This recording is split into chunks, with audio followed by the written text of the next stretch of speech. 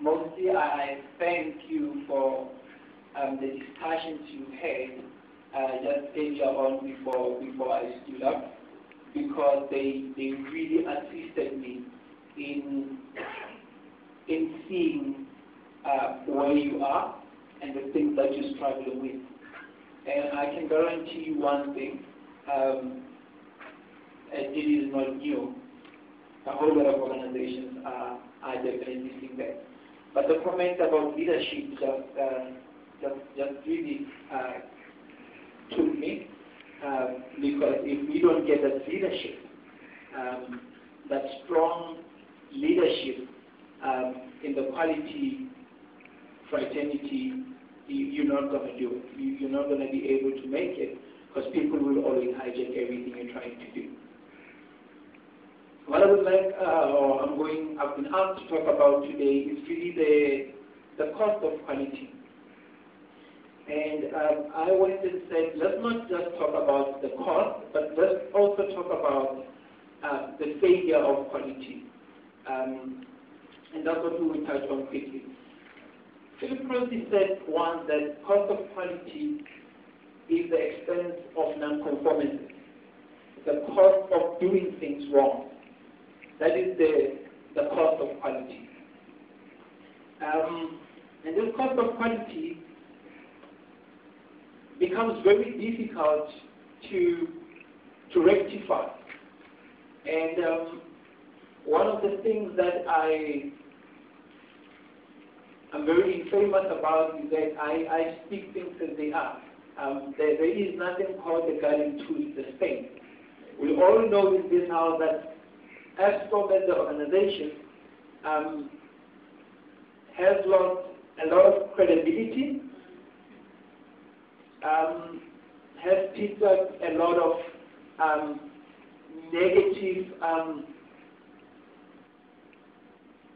news about them, and if there was competition to Eskom, how many of us in this house would have really still stayed with Eskom if anyone else could provide us electricity? And I'm asking you, the employees of Eskom, because I know some of you also would have went to the competition as well. So those are the things that we need to be honest about and face up and talk about. We will talk about is quality free, and we'll address also total quality cost, the 5 myths about quality, quality management maturity grade, quality improvement activities, determining the quality cost category, and making the change. Those are just the few things that I would like us to talk about or to address in there.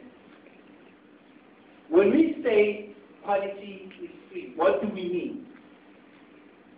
A quality program can save more money in the organization than what it costs to implement, or what it costs to implement it. But the biggest problem that we should make sure that we don't fall in is to become an organization that is ISO compliant and does not have quality in it. Because being ISO certified doesn't mean that you are a quality practicing organization. It means you're meeting the minimum criteria of a certain international standard, but it doesn't mean that you are the organization that runs in a quality manner. So that's what we just need to look at as the organization. Profitability is best accomplished by reducing the cost of poor quality and preventing defects. If we want an organization to be profitable, that's what we fix. We don't produce more. We make sure that we're reducing the cost of our poor quality, and then it will eventually increase the profitability of the organization. Cost saving includes prevention, appraisal, and failure cost. So that's what I want us to look at. When we're talking about the cost of quality, we're really talking about the cost of poor quality and the cost of good quality. Because good quality doesn't come free as well, it comes at a cost. Now, what are the costs of this good quality? The cost of good quality is the cost of appraisal and the cost of prevention. Appraisals, it seems like your standard. But when we're talking about prevention, then we're talking about the real quality management issues. Not the appoint a quality manager and have the 9 or 8 documented procedures, ISO documented procedures, and as a certification, and we hold a big functioning organization because we've got a budget, and we're celebrating our ISO certification, putting all the media and taking pictures. and that's what organizations do in the country. Okay. Cost of poor quality, internal failure cost, and external failure cost. Internal failure cost, people don't even see. They don't even hear about. It's things that happen inside. And only when those get out of control, when there's too much of them, they normally now start activating to the point where they become now external failure cost, because now people start to know about them. We start having shutdown. We start having, what was it called again? Load shedding. We start having load shedding there. It gets to that stage after there has been a series of internal failures. Now, by the time it gets to those external failures, then we know that this organization has not failed today. It has been failing for a couple of years already. So those are, that's when we're talking about that. I would like us to look at the iceberg model. It explains better what I'm trying to say to you about the cost, when the time people see cost, when this cost starts surfacing, it means that something has been brewing underneath for a long time. Now the iceberg model, if you look at it, it says there, the bottom part is the part that is underwater. The tip there is what is outside what we see as people. I'm not a big fan of overtime cost, the appraisal cost, and the prevention cost. Those are the ones that we're talking about. Those are the ones that we're looking at, those 4 categories. Now there's 5 myths about quality which I would like to do. What is that program on Discovery? Mythbusters. I would like us to do that a little bit. One of the things is that quality means goodness and elegance. That's not the case. It means conformance to requirements. Now, if we're going to use quality to be elegant, that we are a quality certified organization, we are a quality practicing organization, and that we cannot prove through our conformance to the requirements, then it doesn't make sense. But how do we know that we are meeting this requirement? First, we need to, even the ISO standard would say that. I don't speak a lot about ISO standard because I believe in quality even outside the parameters of ISO. But when we're speaking about quality management, everywhere it says to you that you need to determine what are your client's expectations. You need to know what are their needs. You need to meet and exceed those. Right. And now the question is, I will come back to the quality forum that is sitting here today, and I will say, who are the clients of this quality forum? Alexa? The whole organization. So this quality forum, its clients, its internal clients, the ESCOM employees and everyone. Do we know what their expectations are from the quality forum?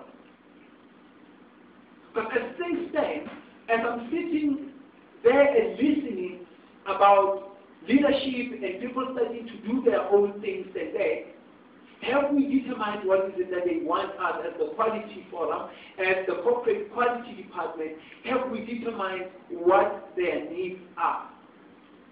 Because until we do that, we're never going to meet those needs, we will not know those needs, and they will keep doing their own thing because we are not satisfied quantifying what they need us to do. Number two, quality is intangible, not measurable.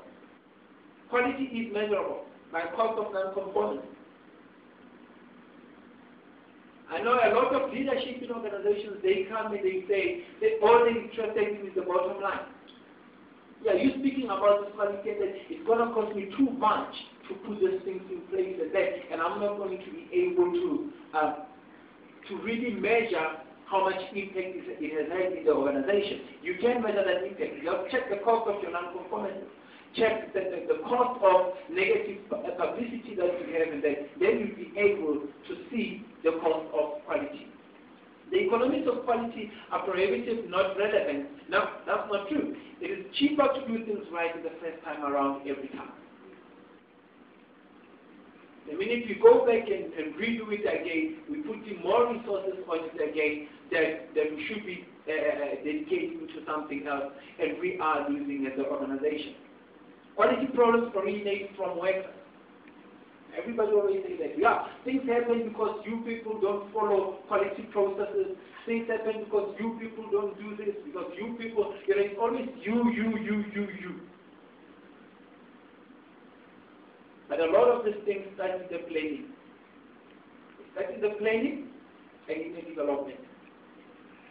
The problem that we're having now with the other units, it's very easy for us to stand here at the quality forum and say, yes, things are happening wrong because the units will not listen, because the units want to do their own thing, because this, because that. But the real problem started the day when corporate quality unit was being established and the planning around it. That's where the problem started, because we didn't put enough thinking into it to say, what is it that we will be doing, how are we going to be doing it, and how are we going to get buy-in from the organization as a whole. And it's very easy to push that blame to someone else. It starts with us. That's what we always preach. Quality starts with you, quality starts with you, quality starts with you. But the minute we have a problem, it doesn't no longer start with us, it now starts with someone else. So we need to be what we preach. We need to live by what we say. Quality is a responsibility for quality department. There is no quality department that can drive quality in any organization. And the minute quality sees itself as a division, that's what it will be. It will be divided from the organization. You will do your own little thing.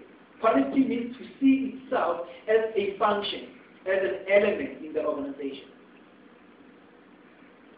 The minute quality becomes a department, that's what it is. We are going to have an ISO certification audit. We're going to have a surveillance audit. The quality department will deal with it.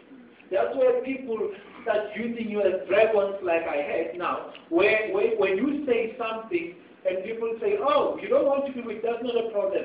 That's not a problem. I'm going to write an non-conformity. Oh, you don't want to do it? No problem. I'll call the quality department. You have now become when I grew up, there was something that they used to call kibit. When a child cries and then everybody says, Bita kibita tolumangon. That's what happened. The quality department has turned into that. We call you if people don't want to conform. Now, how does an organization get to this stage? Or what are the stages that an organization goes through with it? And while we're going through this, I would really just like you to think of yourself, to think of the area where you're working, and try to place yourself to say, where do you really fall in line with it? We want to talk about the 5 stages, and the first stage that I want us to talk about is the first stage of uncertainty, where we sit and say, we are uncertain of what is happening. This is where quality is the responsibility of the quality department. Quality is hidden within the manufacturing or engineering. So what happens in some departments is hidden there in the corner. Nothing is shared across the organization, and